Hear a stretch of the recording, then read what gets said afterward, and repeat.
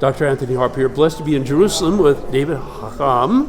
Exactly. And wonderful Hebrew name, pronunciation there. But you have a message to share about what's been going on in Israel, but in light of your background in Israel Defense Force, you were a colonel, and what was your position back then? Yes, you are right. I served for almost 30 years in the military, in the IDF, in the Israeli Defense Forces. I was, during this period of time, in various positions in the intelligence of the IDF. I was like a period of time of 8 years in the Gaza Strip during the first Palestinian Intifada, which is the first Palestinian uprising. You know, started December 1987 until the beginning of the Oslo process in 1993, September 1993. And later on, I was like the representative of the Army, the IDF, and the Ministry of Defense in the Oslo process. You know that I was in all the meetings which took place between Israeli prime ministers, ministers of defense, and even foreign ministers with Chairman Arafat during the Oslo process. And after I finished my military, service in the IDF, I was appointed as an advisor to 7 ministers of defense for Arab affairs. I mean, I was like 15 years in the Ministry of Defense, escorting and representing the ministers of defense in all the meetings with Arab leaders. I'm speaking first and foremost about Palestinian leaders like Arafat, like Abu Mazen, but at the same time with the President of Egypt, Hosni Mubarak, King Hussein of Jordan, the King of Jordan, King Abdullah II that came after, and other Arab leaders in the Middle East. This I did during the 15 years, during my the period of time that I was the advisor of the Ministers of Defense for Arab Affairs. And as a matter of fact, during this period of time, I was sent to many special missions by myself to Arab countries to represent, the cause of Israel, the cause of the Ministry of Defense in the area of the Middle East. Well, in light of that background, you've got a lot of concerns you'd like to share. What are some top concerns you have to share in light of Israel at war? What's going on with the rise of anti-Semitism, or anything else? Yeah, listen, we are in a very challenging period of time right now in Israel. First of all, we are after the war in Lebanon. We are now there was an agreement between Israel and the Lebanese government in order to stop, all the aggression, all the terror, activities which were taking place by Hezbollah in Lebanon. And I hope this will continue to be the quietness that we have now with Lebanon. Another challenge which is facing us in the area is following, of course, the fall of the Assad regime in Damascus and the fact that the Islamic movements are taking control over Syria. We have to wait and see what is going to be in Syria in this respect and what will be the attitude, the position of the new government, the new Islamic government in Syria vis-a-vis the state of Israel. We have to be on alert all the time in order to see that no surprises are going to arise vis-a-vis the Syrian new regime after Assad was fallen. I'm speaking now about the Palestinian arena, basically Gaza.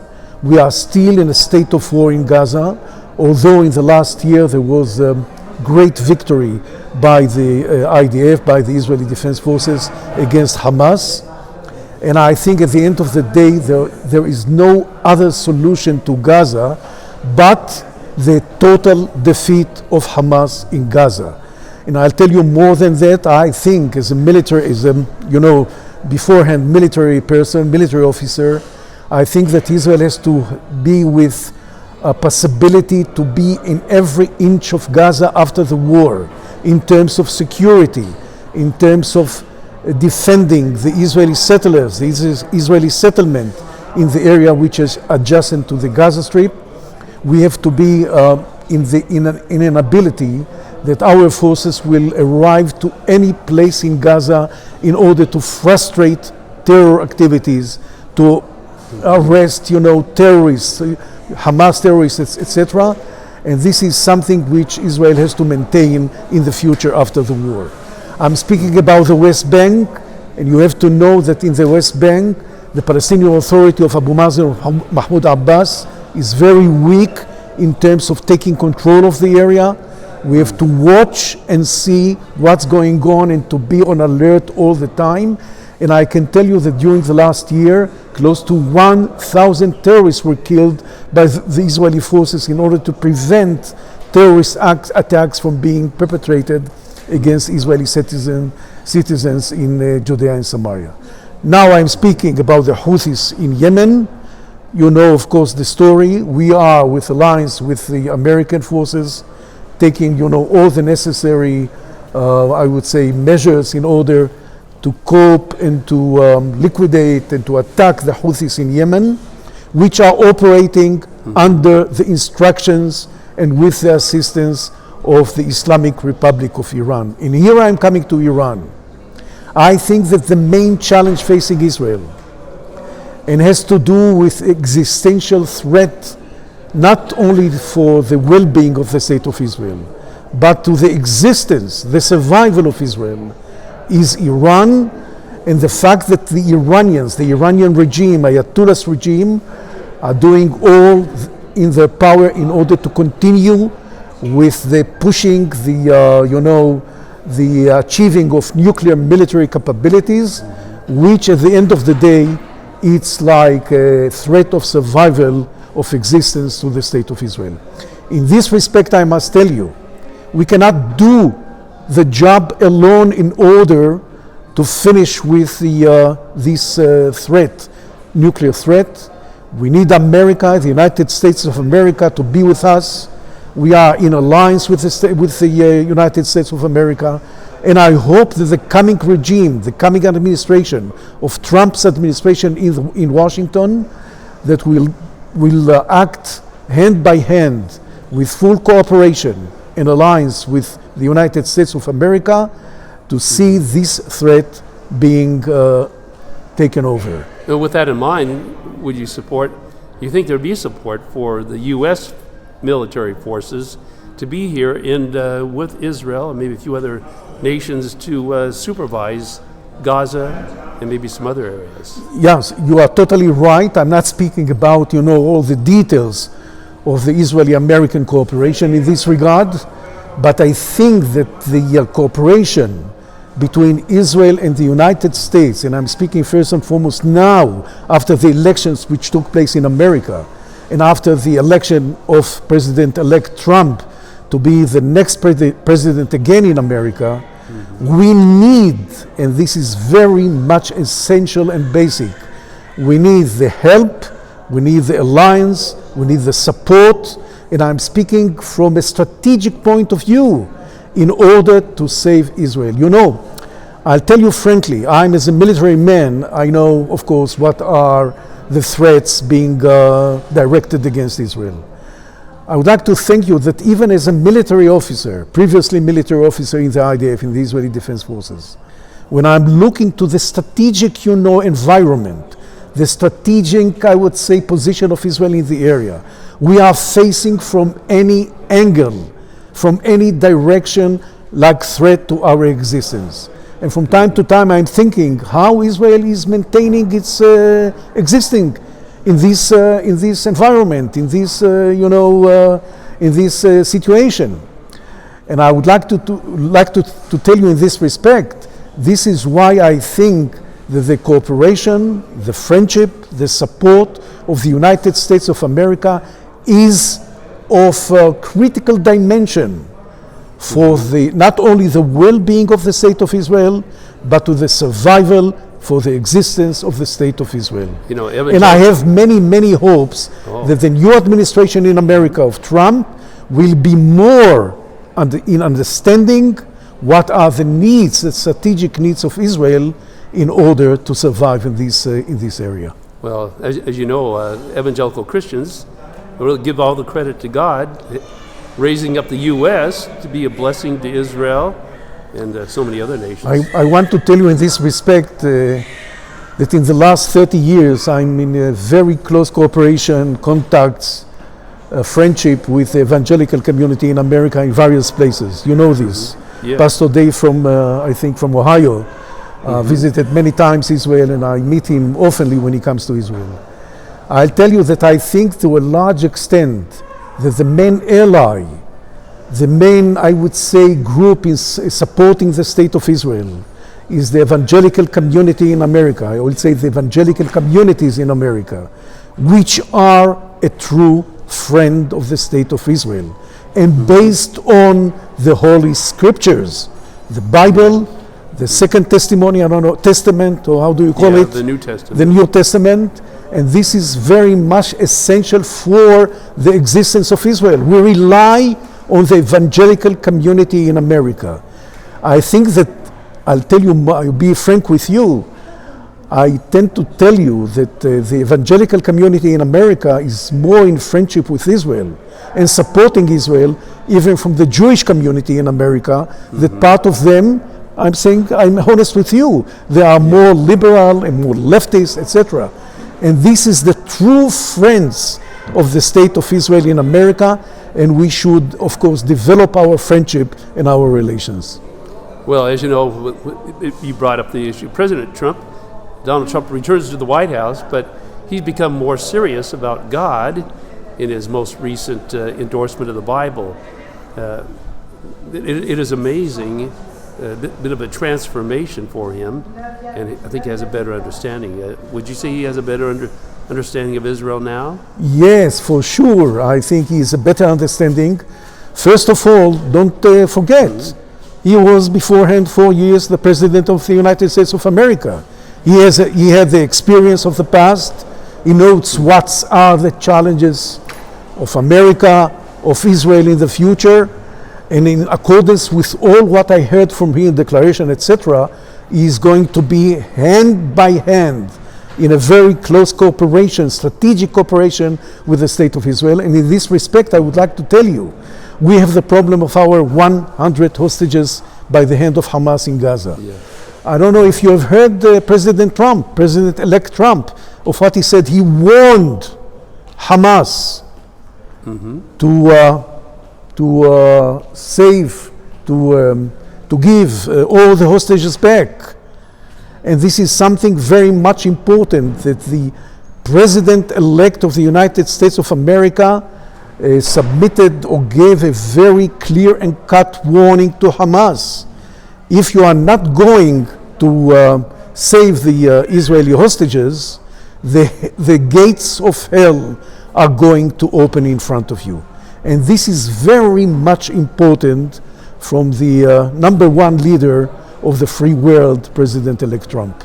Well, he comes across much stronger, doesn't he, than President Biden? I think, listen, I don't want to say any bad words about President Biden. He did its utmost in order to help Israel. You know that the relations with President Biden are going back more than 40 years with the Israeli leaders. And I saw that he is described in America as the last American Zionist leader in America, President Biden. But I will tell you frankly, I think that Trump is more, I would say, committed to the well-being and the survival, the existence of the state of Israel. And I think in his new term as the American president, we are going to see a lot of very essential, very valuable, I would say, actions in this respect for the state of Israel. Well, I know our audience sees President Trump much stronger, more committed to Israel, but stronger in general on a lot of different issues. And as you brought up his previous presidency, he was the only president to move the U.S. Embassy to Jerusalem. Not only the moving of the U.S. Embassy, listen, the recognition of the Golan Heights as an integral part of the state of Israel. This is another, I would say, step that President Trump took when he was, in the last period of time, the President of America. And I'm speaking not only about, and of course the moving of the American Embassy to Jerusalem. This is another step he took, and he showed his solidarity, his support, And I'll tell you frankly, personally speaking, I'm very happy. I would like to add something more, which is very much important when we spoke about the evangelical community. Yes. We have something in common. We, with the evangelical community in America, we have something in common. We share the same values. We share the same belief in the Bible, in the Old Testament and the New Testament, and this is something which connects us from the roots, and this is something we have to share. It's very dear and very important for us to see the evangelical community playing a very important role in this respect in the future.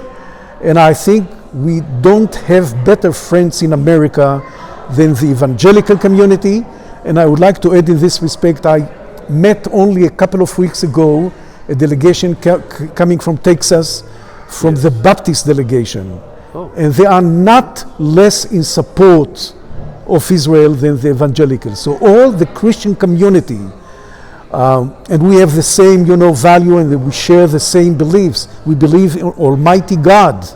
We believe in the Bible, the New Testament.